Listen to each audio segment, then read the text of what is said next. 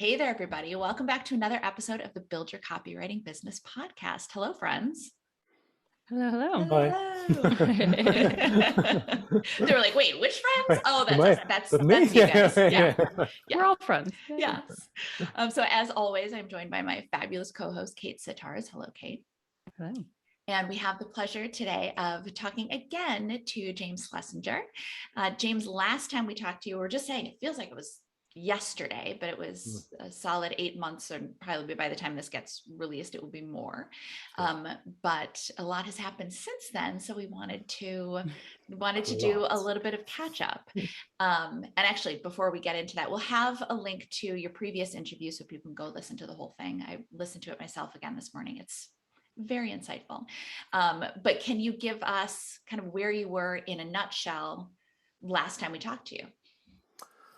So last time we spoke, I was running my own freelance copywriting business, and things were kind of going pretty well. Had some good clients that I was enjoying working for, and yeah, there was still work to do to get where I wanted to be, but things were going in the right direction. And then life threw me a curveball. As it does. As it does. Do tell. Yeah, so I am now the father. So at that time, I was the father to a 4-year-old girl. I'm now a father of 3, as a couple of little twins popped out. That's awesome. Congratulations. Yeah, congratulations. That's why I look about 20 years older than I did 8 months ago. I mean, that's obviously my priorities changed a little bit. So I started reaching out to various companies for jobs. To be fair, I was quite lucky. It was quite a quick search. I think I approached 5 companies and I had 3 interviews, and one of them I got. Wow, that's terrific. Yeah. It was quite quick. Yeah, you call it luck, but I would say that as someone who has reviewed resumes and reviewed cover letters, and I would say it's probably a fair element of skill and marketing yourself well as well. Bit of copywriting involved. Yeah. I'm curious as to the 5 companies that you chose to reach out to. What drew you to them? What was it about those 5? It was quite haphazard. I'm gonna be honest. I just went on LinkedIn and was like, oh, that one looks good. That one looks good. And what drew me to, I mean, the one that, so I now work for like a big sort of retail online grocery business in the UK. So I'm sure in the US, no one will know who it is. They're called Ocado. It's like so it's just an online grocery. They don't have any stores. So it's a bit of it was always a bit of a digital disruptor, I think they like to call themselves. Yeah. And I work for a sub brand of that, which is called Zoom, which is their immediacy grocery. So delivery in 60 minutes. And so in answer to your question, what drew me to that was their tone of voice. It was very sort of fun, and they just did a rebrand just before I joined, and their tone of voice was quite fun and seemed to sort of sit well with my tone of voice, which I guess is a bit lazy, but I mean, it means it's fun to write. Yeah, or smart, if it comes a little bit more naturally, that makes it just a little bit easier. Well, also, so one of the other companies that I was going to say auditioned for. That's my acting past. Coming in. That I interviewed for was like a digital agency, and I mean the company was great, but like the work they do is all like fintech companies, and I just like saw my future, and I was just like, I can't. No way I can sit there doing that every day. It's very dry. I think I'd go crazy, and if people want to do that, great. That's. Horses for courses, right? But I don't think I could do that. So, and especially now that I'm actually doing it, I mean, it might have been different depending what company you work for, but there's a lot of copy I'm writing, like every day, a lot of copy, and I would go mad if it was all boring. Some of it's a bit boring, but it's some sort of more functional stuff. But Yeah, what kinds of stuff are you working on? Yeah. Tell us. If you can. I mean, of course. So the main sort of stuff is I mean, on-site banners, emails. Right now I'm working on a Christmas campaign concept, which is fun. So that's something a bit different, because so I've been there, 4 months? And for the first few months I was, obviously finding my feet and like getting to know the tone of voice and getting to know how the company worked, having never done that before. In fact, I can't remember if I said in our last chat, I've never had like an office job in my life. I'm 43, so that's a whole massive change for me. So that took a bit of getting used to. Luckily, fun new experience. Yeah. Yeah. Well, luckily as well, I guess, thanks to the pandemic, if I can say that. It's 2 days in the office, 3 days at home, so that's quite helpful. Considering it takes me an hour and a half to get into the office. So anyway, I digressed massively. You were asking what kind of copy I did. So yeah, a lot of on-site banners, a lot of emails. I mean, all sorts. Like, those are the main things, to be honest. Yeah. Trying to think of what else they do. They don't do a lot of out of home stuff. It's mainly for their own site. And then, as I say, this Christmas concept is something that's the first job like that I've done, which is a lot of fun, which goes beyond just churning out copy. Yeah. Because it was beginning to feel a bit like that. Here's a brief, do some writing. Here's a brief, do some writing. And then, you lack a bit of involvement in the choices about why you're creating that piece of copy. So yeah. And are you, what is the creative team structure like there? Are you the only copywriter, or? I'm the only copywriter for this part, but no, there's a lot of other copywriters for the main company. So, and I do write for both, but my main focus is this Zoom, the sub brand. And so we do, it's good. It's great working, every morning we have a little meeting and we usually chat nonsense, but occasionally talk business, and it's good to like have that feedback as well. So like we have a I don't know if you know Slack, it's a Slack channel where we just before we hand in the work to the marketing team, we put it on the Slack channel for proofreading and thoughts and ideas, and it's great. You learn from each other. And often, come up with better ideas than you might have done on your own. So it's teamwork. Yes, right. Which you Other human beings. The dream work. Yeah, because you don't get that when you're doing the freelance stuff, right? It's just you and your client, and that's it. Yeah. So that's kind of been fun. I mean, sometimes as well, like for example, on this Christmas concept, there's a lot of people involved, so there's a lot of ideas. It does get a little convoluted and a little, there's stuff to navigate that's not just about the copy. It's about people holding on to their ideas, and including myself, I guess. You know what I mean? Everyone's like got their own views on it. That's kind of fun. There are lots of fun dynamics with multiple stakeholders, and I acknowledge your idea. Absolutely. It's a terrible idea, so I'm not going to use it. Maybe not those words. No, are you all working the with ideas here are good in case anyone's watching. Brilliant. Are you working with designers too as part of that, or? So that's been really good as well. Like constantly every day working with designers. I mean, it's a kind of it's a weird one, because it's not the same as when you work with a designer freelance, because you tend to be creating something from scratch, whereas when you're working in a big brand, it's already been decided, so you just have to fit within the kind of guidelines and the toolkit that they've set up. So that side is probably, I mean, it's not my job, I guess, but I guess it must get a bit boring for them as well, just having to cut and paste into the same thing. Whereas I get to be a little bit creative, just within the tone of voice. Well, are you both getting to kind of do something different with this Christmas campaign? Like you're taking it from full concept to exactly. So I've been working with an art director and a designer on that, and that's been a lot of fun. But then obviously my kind of film background means I immediately go to like big TV ads, and that's not what the budget is. So like I keep having to be pulled back with like the budget for this is not that. Yeah, we can't do explosions in this. Yeah.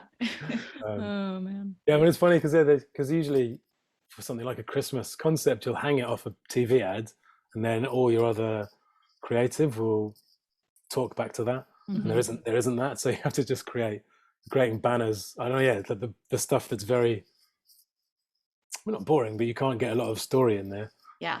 And yeah, so the concept tends to become very visual. Yeah. Without, yeah. So we've come up with this kind of bold concept, and it's trying to work out how to fit it in. And I'm sure that you have already thought about this, but make sure that you keep all of those elements of that campaign, because it's so impressive when someone is looking to hire a copywriter in the future, obviously, since you're happy with this job now, to see how an entire campaign is fleshed out in all of those different places, because it is a different challenge to do a landing page versus a banner ad.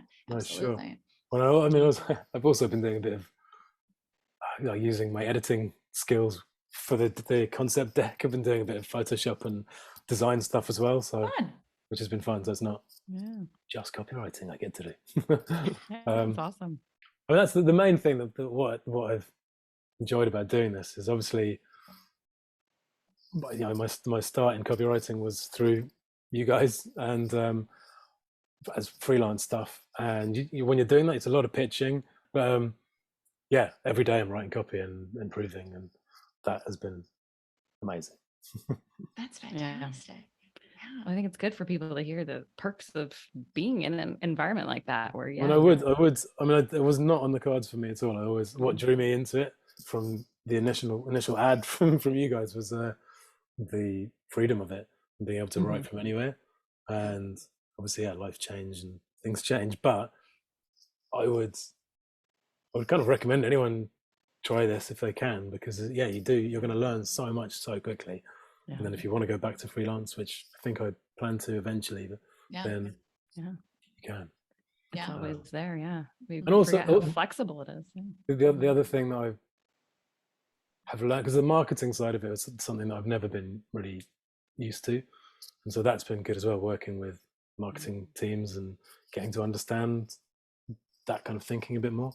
I'm sure if I ever do go back to freelance, I'll have so much more knowledge up my sleeve. Yeah, it's exactly true. Just the more you work, the more people you interact with in any capacity, really, the more you learn and the more powerful and skilled you are as a professional. And contact. So obviously, if I do go freelance again, I'm going to have a load of designers and art directors and all sorts to call on, and other copywriters as well. And they're not going to stay at that company forever. That's how my network, everyone went their own ways, and then it was like, we need a freelancer, we need a freelancer, we need a freelancer. Well, talking of people leaving companies, that's so where I was just before in our last chat, I had these different clients. One of them was this toy brand, and their whole marketing team has left since I've been there, and like that client just dried up just before I got this job, so I was beginning to freak out anyway. So it came at a good time. Because my pitching wasn't as good as it could be. I was still pitching, but not as much as I could. And if I was still freelancing, I'd have been in a bit of a pickle. So I don't at the moment. I haven't been pitching at all, but I just don't have the time with twins. But I do plan once things settle down a bit to try and take on some freelance work on top of it. But absolutely, it can be yes, extra cash is always great, but I've always found it as a nice way to just keep me fresh, to be thinking about something different instead of the same, especially when I was doing in-house copy. And using a different tone of voice. Exactly. Well, to your point, for people who are doing something that's more cut and dry, like a fintech, that's very to find something that's fun, that at least you're like, oh yeah, okay, this is like a different release. It's nice to have that mix of voices. I can't imagine I'll be going to find some fintech copy in my spare time. You never know. You've got the fun stuff, so you're golden. What else? What other things can I take away from it? So I guess this is to do with going back to how I got the the job in the first place. This is more. Yeah. I was going to go there, so it's good. Yeah, I mean, I don't want to say advice because it's not really advice, but it's just something that I went with, was to go with like a very bold cover letter, which is in my tone of voice, which is a bit cheeky and playful, and I try to make people laugh. Because I know how many CVs people are looking at, and most of them are very dry. And if you can just make someone laugh, then you're in it. And mine was definitely risky. There was some stuff in there which some people, I'm sure, would be offended by. Hinted at rather than said. But I mean, even on the Facebook group and within CCA, there were some people, so like it divided people. Oh, interesting. But my point was, it's kind of, it says so on my website. Your vibe attracts your tribe. So my feeling was just go out there, and there are going to be people that are going to not like what you've put out there, but then I'm not that happy to be working with them in the long run anyway. So in the interview with this current job, my boss basically said how much she loved my cover letter, and that's the only reason I got the interview, because she was like, your experience. The first thing she said was like, okay, let's address the elephant in the room. You've been doing this for like, I don't know, 8 months or a year, whatever it was.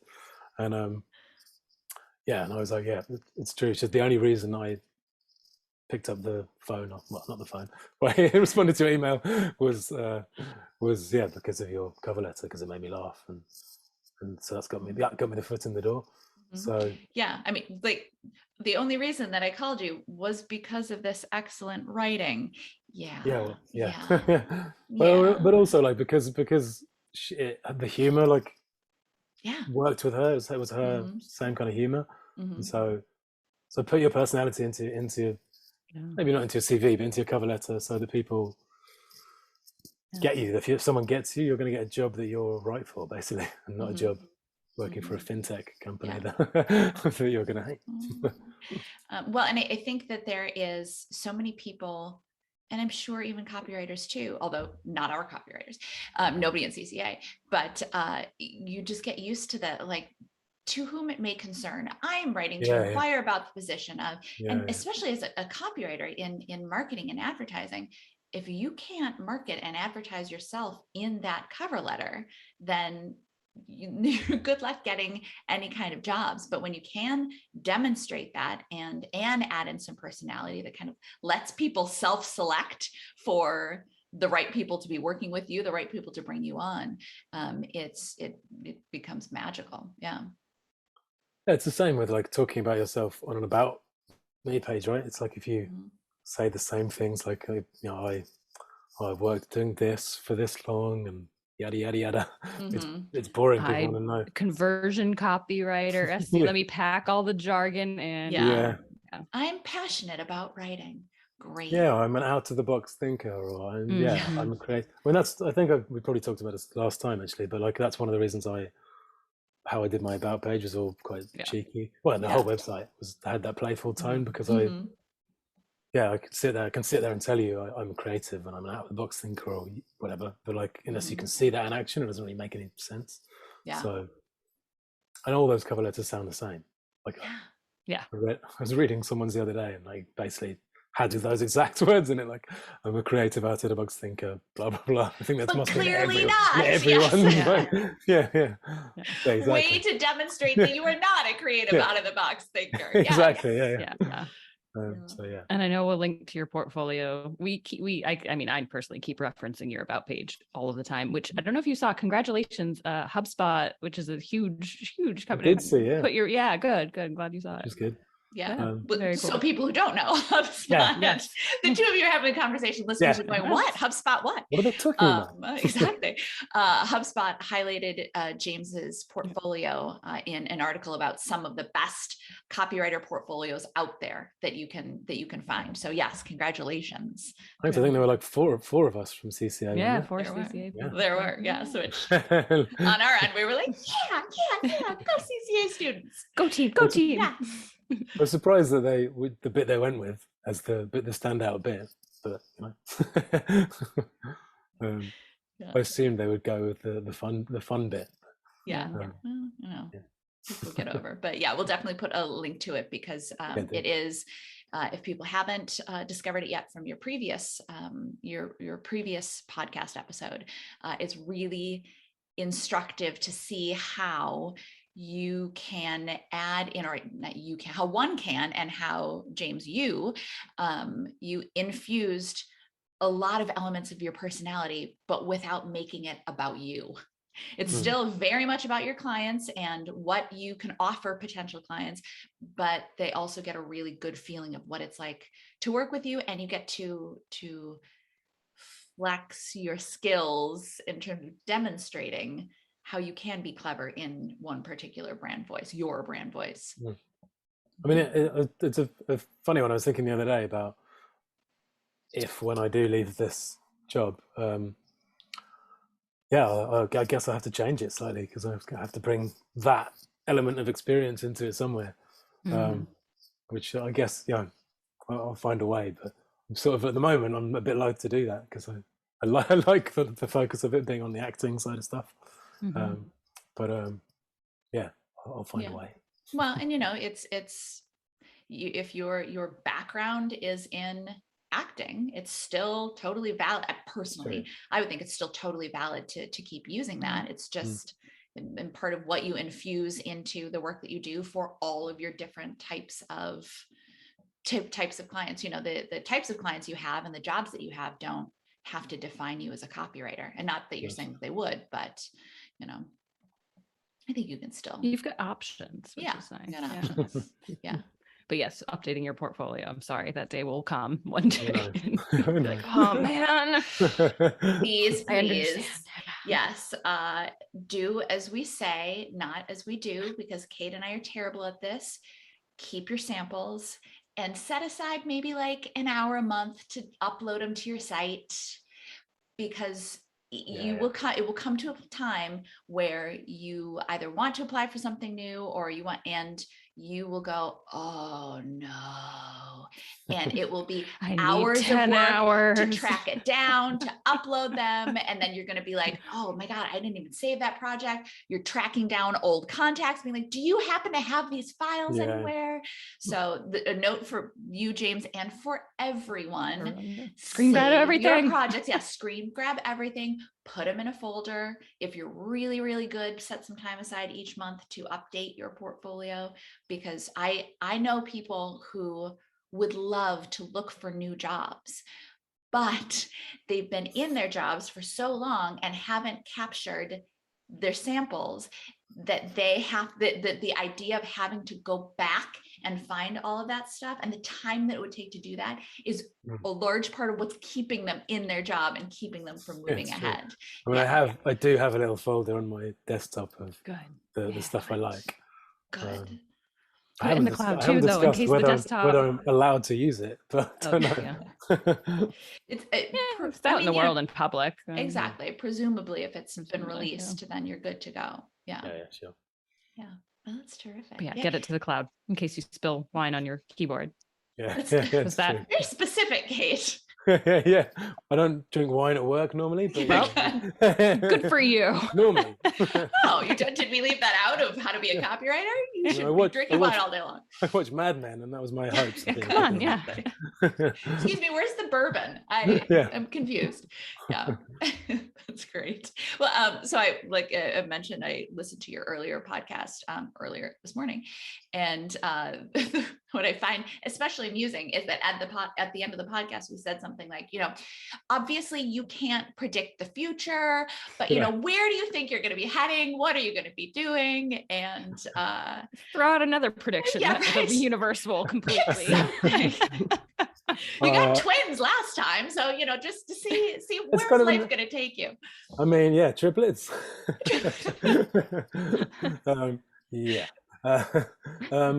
Well, it's an interesting one. I mean, the progression-wise within like a company, I don't know. It's very different because you become less of a creative and start taking on managerial roles, and it becomes very different. And I don't see myself doing that. So I don't know. Freelance, I guess, is the route. Next time we talk to him, he'll be a creative director. I manage everybody. Actually. Yeah. I hope not. There's far too much responsibility for my liking. There is a lot. It's a lot of fun, and it's a lot of fun to manage both design and copy. But there is, it's getting into management. I'm curious, because you mentioned your boss and the person who hired you. What's her role? Is it creative director? Is it copy manager? No, so she is. I've forgotten her actual title, but she's in charge of all the copywriters. Okay. It's like a creative and copy lead or something like that. Okay. Yeah. So is her background copywriting or? Yeah. Okay. Awesome. Yeah. But doesn't always happen, so it's cool to have. She does. I think she has like I don't know if she's ever done design professionally, but she has that string to her bow as well. So yeah. So fingers crossed. I won't be a creative director next time I see you, but who knows? I would be real careful because again, last time, So have you guys both done that before or not? Creative direction.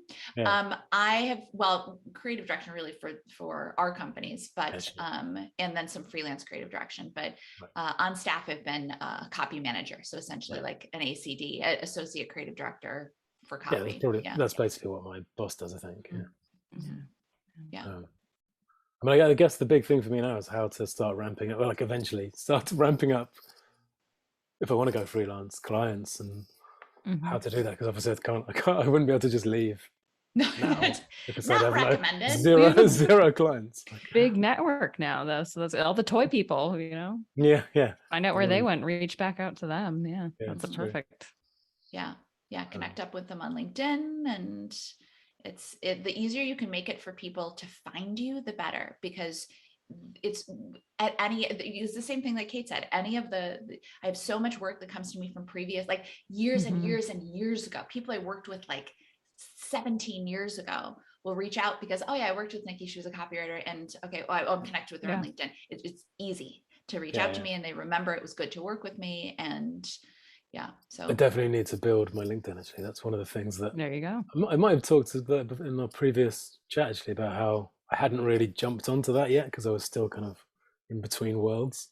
I mean, now that I've literally jumped into it head on, like, exactly. I can't. It says on my LinkedIn now that where I work. So now I need to start building up connections and doing all that stuff.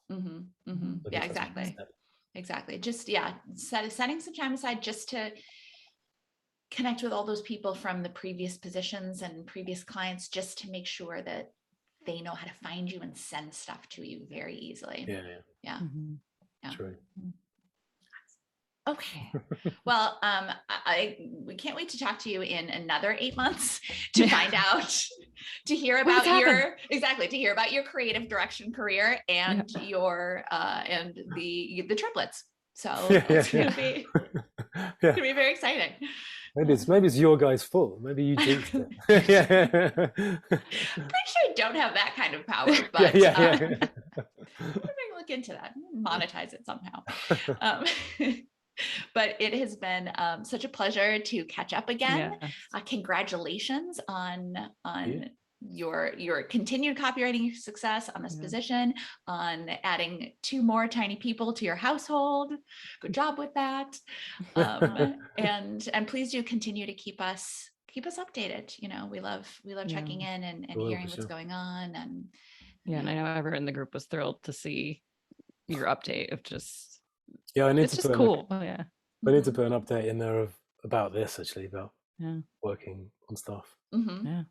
Absolutely. Let people know it's not all bad. I feel like people think, freelancer bust, I can never. But if you like the people you work with, you like the work, it can be really fun for the right thing. And to your point, you can bounce back and forth between freelance and on staff throughout your career as you feel like it. So well, fantastic. Cool. Thanks for having me. Thank you. And with that, we'll catch you in the next episode, everybody. Bye-bye.